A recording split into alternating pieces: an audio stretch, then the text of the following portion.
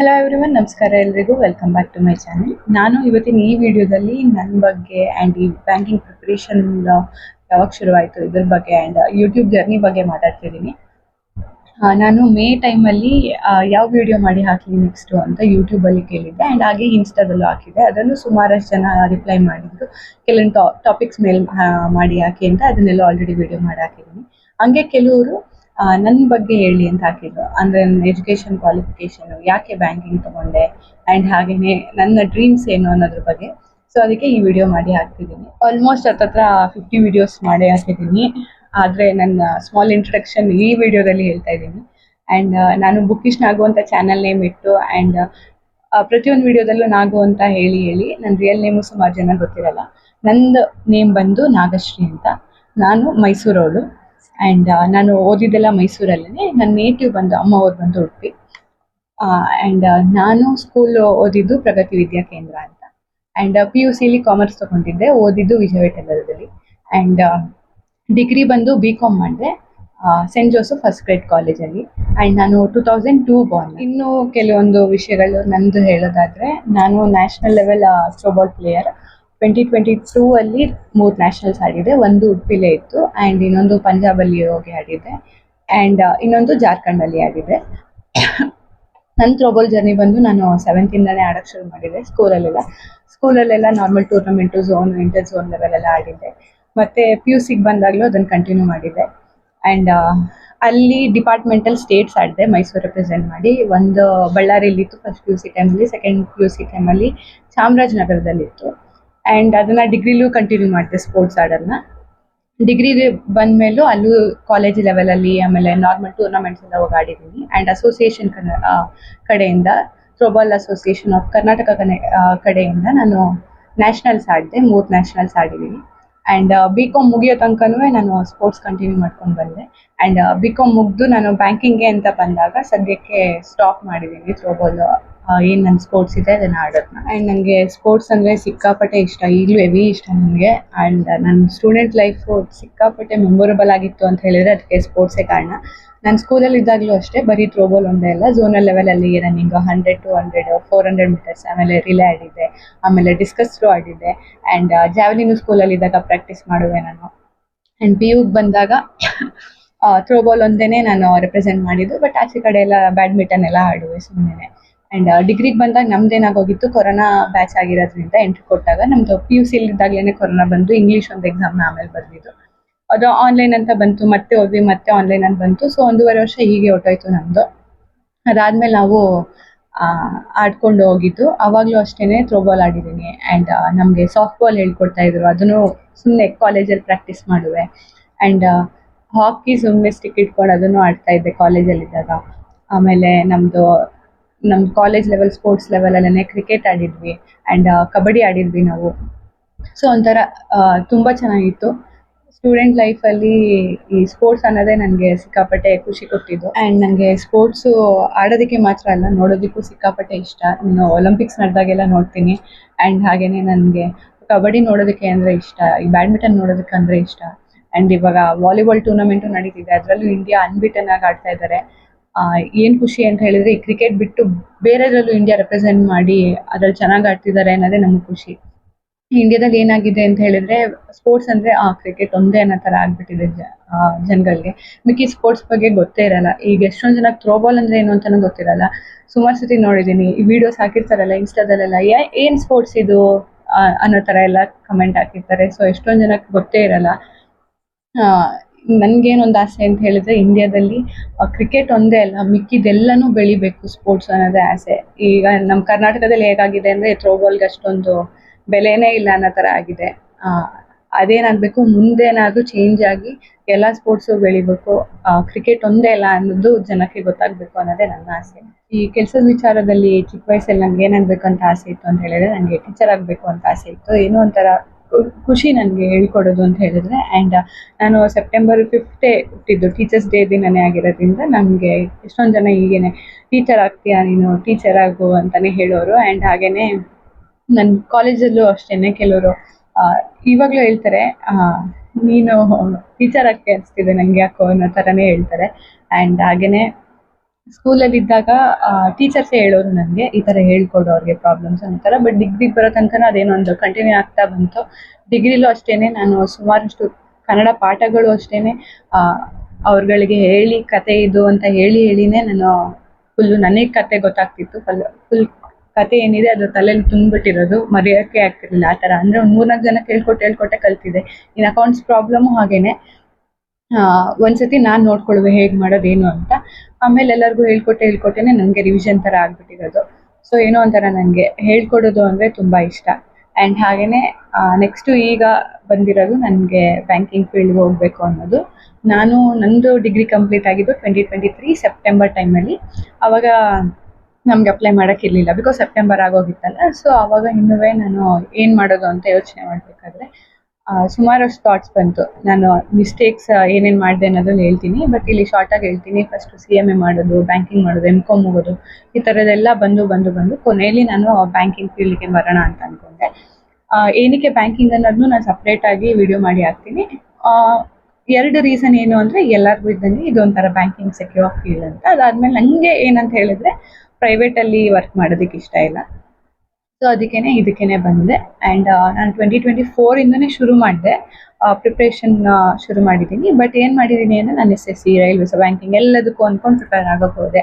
ಅದು SSCನೂ ಪ್ರಿಪೇರ್ ಆಗ್ತಿರೋರು ಗೊತ್ತಿರುತ್ತೆ, ಅದ್ರಲ್ಲಿ ಕೆಲವೊಂದು ಬೇರೆ ಥರನೇ ಕ್ವಶನ್ಸ್ ಇರುತ್ತೆ ರೈಲ್ವೇಸ್ SSCಲಿ.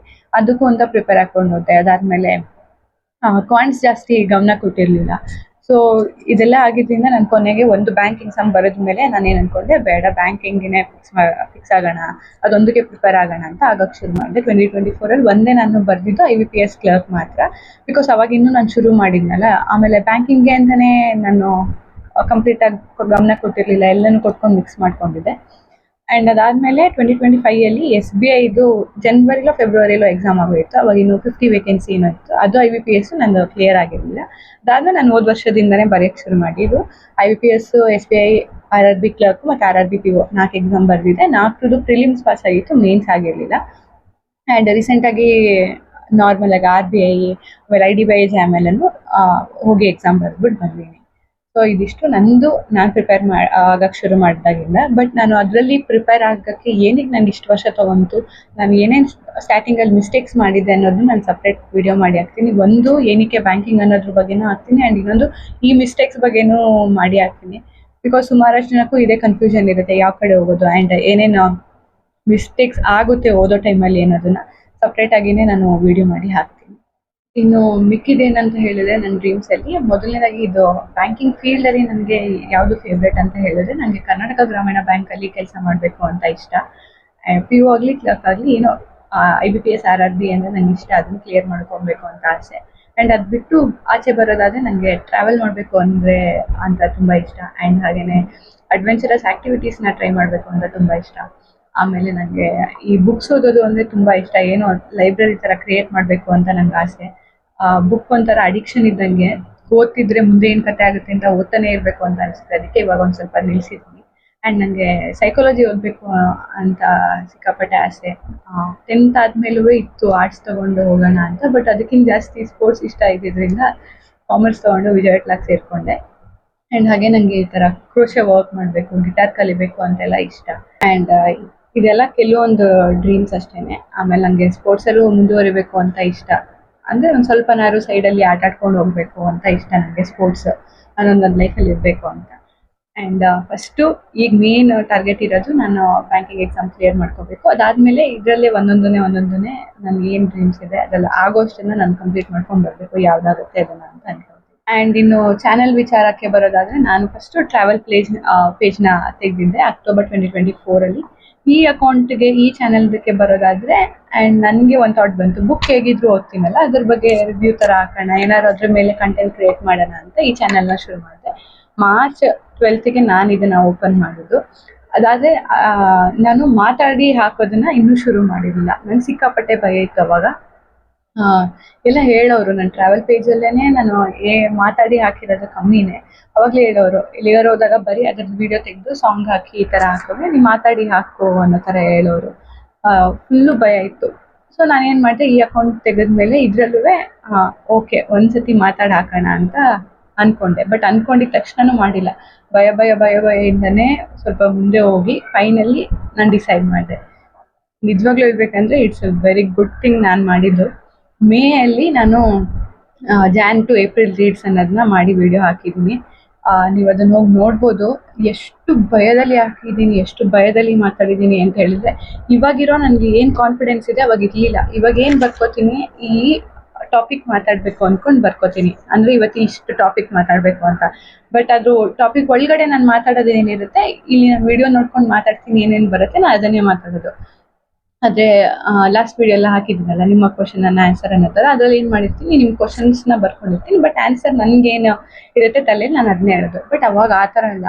ಅವಾಗ ಫಸ್ಟೇನೆ ಪ್ರಿಪೇರ್ ಆಗಿರುವೆ, ಈ ಥರನೇ ಮಾತಾಡಬೇಕು ನಾನು ಈ ಕ್ಲಿಪ್ಪಲ್ಲಿ ಅನ್ನೋ ಥರ. ಅದನ್ನೇ ಎಷ್ಟು ಸತಿ ಮಾಡಿದ್ದೀನಿ. ಹಲೋ ಎವ್ರಿವನ್, ನಮಸ್ಕಾರ ಎಲ್ರಿಗೆ.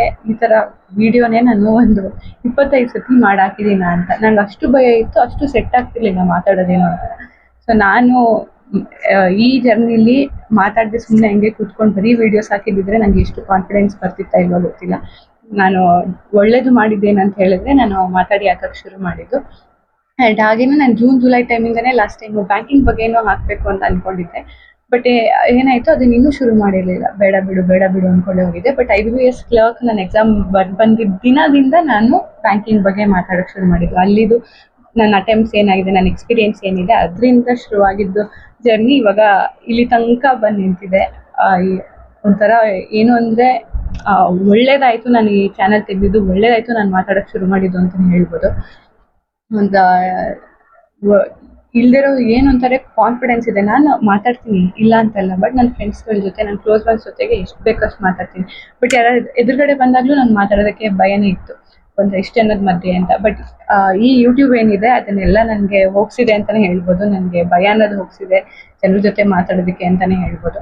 ಆ್ಯಂಡ್ ಹಾಗೆಯೇ ನಂದು ಇನ್ನೊಂದು ಟ್ರಾವೆಲ್ ಪೇಜ್ ಇದೆಯಲ್ಲ, ಅದರಲ್ಲಿ ಏನು ನನಗೆ ನನ್ನವರು ನನ್ನದು ರಿಲೇಟೆಡ್ ಜನ ಸಿಕ್ಕಿದ್ದಾರೆ ಅನ್ನೋದಿಲ್ಲ. ಬಟ್ ಬ್ಯಾಂಕಿಂಗಲ್ಲಿ ನಂಗೆ ಅದು ಸಿಕ್ಕಿದೆ. ಇವಾಗ ನೀವುಗಳು ಪ್ರಿಪೇರ್ ಆಗ್ತಿರ್ತೀರ ಅಲ್ವಾ, ಏನೋ ಒಂಥರ. ಇವಾಗ ನಂದು ಎಕ್ಸಾಮ್ ರಿಸಲ್ಟ್ ಬಿಟ್ಟಾಗಲೂ ಅಷ್ಟೇ, ನಾನು ಪಾಸ್ ಆಗಿಲ್ಲ ಅಂತ ಹೇಳಿದಾಗ ನನಗೆ ಏನಿಲ್ಲ ಅಕ್ಕ, ನೆಕ್ಸ್ಟ್ ಟೈಮ್ ಆಗುತ್ತೆ, ಏನಿಲ್ಲ ಬಿಡಿ, ಬೇಜಾರಾಗಬೇಡಿ, ನೆಕ್ಸ್ಟ್ ಟೈಮ್ ಆಗುತ್ತೆ ಅನ್ನೋರು ಇರ್ತೀರ. ಅವಾಗ ನಂಗೊಂಥರ ಮೋಟಿವೇಶನ್ ಸಿಕ್ದಂಗೆ ಆಗುತ್ತೆ, ಎಸ್ ನಾನು ಮಾಡ್ತೀನಿ ಅಂತ. ಆ್ಯಂಡ್ ಹಾಗೆಯೇ ಕೆಲವೊಂದು ಇನ್ಸ್ಪಿರೇಷನ್ ಏನಂತ ಹೇಳಿದ್ರೆ, ಎಷ್ಟೊಂದು ಜನ ನನಗೆ ಪಾಸ್ ಆಗಿದೆ, ನಾನು 3 years ಇಂದ ಓದಿದ್ದೆ, 4 years ಇಂದ ಓದಿದ್ದೆ, ನಾನು ಈ ಸತಿ ಪಾಸ್ ಆಗಿದೆ ಅಂತ ಹೇಳಿದಾಗ ನನಗೇನೊಂಥರ ನಿಮ್ಗಳದ್ದು ಇನ್ಸ್ಪಿರೇಷನ್ ಇದ್ದಂಗೆ ನನಗೆ. ನಾನು ಪಾಸ್ ಮಾಡ್ಕೊಬೇಕು ಅನ್ನೋ ಥರ ಏನೋ ಒಂಥರ. ಈ ನಂದು ರಿಸಲ್ಟ್ ಬರಲಿ, ನಾನು ಏನಾದ್ರು ಬರ್ಬಿಟ್ಟು ಬರಲಿ, ಇಲ್ಲಿ ವಿಡಿಯೋ ಮಾಡಿ ಹಾಕಬೇಕು ಅನ್ನೋದೇ ನನ್ನ ಖುಷಿ. ನಾನು ಕೆಲವ್ರದಂತೂ ಲಾಸ್ಟ್ ಟೈಮ್ ನೆನಪಿದೆ ಇನ್ನೂ, ಆಲ್ಮೋಸ್ಟ್ ಎಲ್ಲದಕ್ಕೂ ಕಮೆಂಟ್ ಆಗ್ತಾಯಿದ್ರಿ. ಏನೋ ಒಂಥರ ನೀವುಗಳು ಕಮೆಂಟ್ ಹಾಕೋದು ನನಗೆ ಖುಷಿ ಆಗುತ್ತೆ. ಒಂಥರ ಈ ಚಾನಲ್ ನನಗೆ ಸಿಕ್ಕಾಪಟ್ಟೆ ಖುಷಿ ಕೊಟ್ಟಿದೆ. ಆ್ಯಂಡ್ ಹಾಗೆಯೇ ನಾನು ಇವಾಗಲೂ ಹೇಳೋದಿದ್ದೇನೆ, ನಾನು ಮಾತಾಡಿ ವಿಡಿಯೋ ಹಾಕೋಕ್ಕೆ ಶುರು ಮಾಡಿದ್ದೇನೆ ಒಳ್ಳೆ ಕೆಲಸ ನಾನು ಮಾಡಿದ್ದು ಅಂತ. ಆ್ಯಂಡ್ ಹಾಗೆಯೇ ನಿಮ್ಮಲ್ಲೂ ಎಷ್ಟೊಂದು ಜನಕ್ಕೆ ಏನೋ ಒಂದು ಮಾಡಬೇಕು ಅಂತ ಆಸೆ ಇರುತ್ತೆ, ಅದನ್ನು ಮಾಡಿ. ಏನಂತ ಹೇಳಿದ್ರೆ, ಈಗ ನಾನು ಎಕ್ಸಾಂಪಲ್ ತಗೋತಿರೋದು ನನ್ನ ಚಾನಲ್ ವಿಚಾರಕ್ಕೆ. ಈಗ ನಾನು ಚಾನಲ್ ಶುರು ಮಾಡಿದೆ ಅಂತ ಹೇಳಿದಾಗ ಎಷ್ಟೊಂದು ಜನ ಆಡ್ಕೊಳ್ಳೋರು ಇರ್ತಾರೆ. ಇದೇ ನನ್ನ ಮೊದಲನೇ ವಿಡಿಯೋ ನೋಡಿದಾಗಲಿ, ನಾನು ಟ್ರಾವೆಲ್ ಪೇಜಲ್ಲಿ ಮೊದಲನೇ ವಿಡಿಯೋ ಹಾಕಿದಾಗಲಿ ನನಗೆ ನೋಡಿದ್ರೇ ನಾನು ಇಷ್ಟೊಂದು ಭಯದಲ್ಲಿ ಮಾತಾಡಿದ್ನಾ ಅಂತ ಅನಿಸುತ್ತೆ. ಅದನ್ನು ನೋಡಿ ಕೆಲವರು ನಕ್ಕಿರೋರು ಇರ್ತಾರೆ, ನಂಗೆ ಗೊತ್ತು. ಕೆಲವರು ನನಗೆ ಗೊತ್ತು, ಕೆಲವರು ಆ ಥರ ಆಡ್ಕೊಂಡು ನಕ್ಕಿರೋರು ಇರ್ತಾರೆ, ನನ್ನ ಹಿಂದೆ ಮಾತಾಡಿರ್ತಾರೆ ಅಂತ. ಆ್ಯಂಡ್ ಅವ್ರುಗಳಿಗೆಲ್ಲ ನಾವು ತಲೆ ಕೆಡಿಸ್ಕೊಳಕ್ಕೆ ಹೋಗ್ಬಾರ್ದು. ನಾವು ಏನಿದೆ ಅದನ್ನು ಕ್ರಿಯೇಟ್ ಮಾಡಬೇಕು. ಇವಾಗ ಅವ್ರುಗಳಿಗೆ ತಲೆ ಕೆಡಿಸ್ಕೊಂಡು ನಾನು ಈ ಚಾನಲ್ನ ಕ್ರಿಯೇಟ್ ಮಾಡದೆ ಹೋಗಿದ್ರೆ ನನಗೆ ಇಷ್ಟು ಕಾನ್ಫಿಡೆನ್ಸು ಸಿಕ್ತಿರಲಿಲ್ಲ. ಆ್ಯಂಡ್ ನನಗೆ ಈ ಥರ ಪೀಪಲ್ ಜೊತೆ ಕನೆಕ್ಟ್ ಆಗೋಕ್ಕೂ ಆಗ್ತಿರ್ಲಿಲ್ಲ. ಒಂದೇ ಏನಿದೆ ನಾವು ಪ್ರಿಪ್ರೇಷನ್ ಆಗೋರ ಜೊತೆಗೆ ಕನೆಕ್ಟ್ ಆಗೋಕ್ಕೂ ಆಗ್ತಿರ್ಲಿಲ್ಲ ನಾನು. ಆ್ಯಂಡ್ ಇನ್ನೂ ಕೆಲವರು ಇರ್ತಾರೆ, ಅವ್ರಿಗೆ ಈ ವಿಡಿಯೋದಲ್ಲಿ ಥ್ಯಾಂಕ್ಸ್ ಹೇಳ್ತೀನಿ, ನನಗೆ ಮಾತಾಡಿ ಹಾಕು ವಿಡಿಯೋನ ಅಂತ ಹೇಳಿದವ್ರಿಗೆ. ಆ್ಯಂಡ್ ನಾನು ಫಸ್ಟ್ ವಿಡಿಯೋ ಮಾಡಿದಾಗ ನನಗೆ ಸಪೋರ್ಟ್ ಮಾಡಿದವ್ರಿಗೆ ಸಿಕ್ಕಾಪಟ್ಟೆ ಥ್ಯಾಂಕ್ ಯು. ಏನೋ ಒಂಥರ ನೀವುಗಳು ನನಗೆ ಮೋಟಿವೇಶನ್ ಕೊಟ್ಟಿದ್ರಿ ಒಂದು ಈ ವಿಡಿಯೋಸ್ ಎಲ್ಲ ಮಾಡೋದಕ್ಕೆ. ಆ್ಯಂಡ್ ಇದೊಂದೇ ವಿಚಾರದಲ್ಲಿ ಅಂತಲ್ಲ, ನಾನು ಸ್ಪೋರ್ಟ್ಸ್ ಆಡಿ ಬಂದಾಗಲೂ ಅಷ್ಟೇ, ಸ್ಪೋರ್ಟ್ಸ್ ಆಡಿ ಫುಲ್ಲು ಬ್ಲ್ಯಾಕ್ ಆಗಿ ಬಂದಾಗ ಕಂಪೇರ್ ಮಾಡೋರು ಏನಂತ, ಯಾರು ವೈಟಿಗಿರೋರು ಇದ್ದರೆ ವೈಟ್ ಆ್ಯಂಡ್ ಬ್ಲ್ಯಾಕು ಅಂತ. ಅವ್ರಗಳ ಸಾಧನೆ ಏನೂ ಇರಲ್ಲ, ಮನೆ ಬಿಟ್ಟು ಆಚೆ ಹೋಗಿರಲ್ಲ, ಬಿಸಿಲಿಗೆ ಹೋಗಿರಲ್ಲ, ಬಟ್ ಈ ಥರ ಎಲ್ಲ ಕಂಪೇರ್ ಮಾಡೋಕ್ಕೆ ಬರ್ತಾರೆ.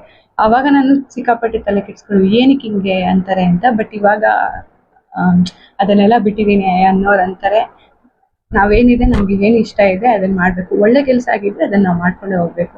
ಈಗ ನಾನು ಯೂಟ್ಯೂಬ್ ಈ ಜರ್ನಿ ಶುರು ಮಾಡಿರೋದ್ರಿಂದ ಅದರಿಂದ ಏನು ಕೆಟ್ಟದಂತೂ ಆಗಿಲ್ಲ.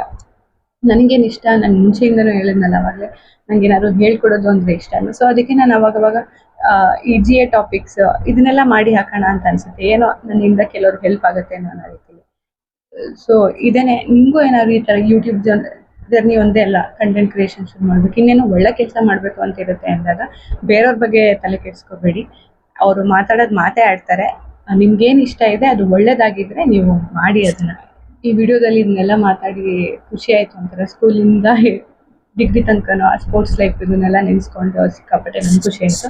ಆ್ಯಂಡ್ ಹಾಗೇನೆ ನನಗೆ ನೀವು ಯಾವ ಡಿಸ್ಟ್ರಿಕ್ ಅವರು ಇಲ್ಲ ಮೈಸೂರವರೇ ಆಗಿದ್ರೆ ಎಲ್ಲಿ ಓದಿದ್ದು ನೀವು ಅಂತ ನನಗೆ ಕಮೆಂಟಲ್ಲಿ ತಿಳಿಸಿ. ಈ ವಿಡಿಯೋ ಇಷ್ಟ ಆಗಿದ್ರೆ ಲೈಕ್ ಮಾಡಿ, ಶೇರ್ ಮಾಡಿ, ಕಮೆಂಟ್ ಮಾಡಿ ಆ್ಯಂಡ್ ಸಬ್ಸ್ಕ್ರೈಬ್ ಮಾಡೋದಂತೂ ಮರಿಬೇಡಿ. Thank you.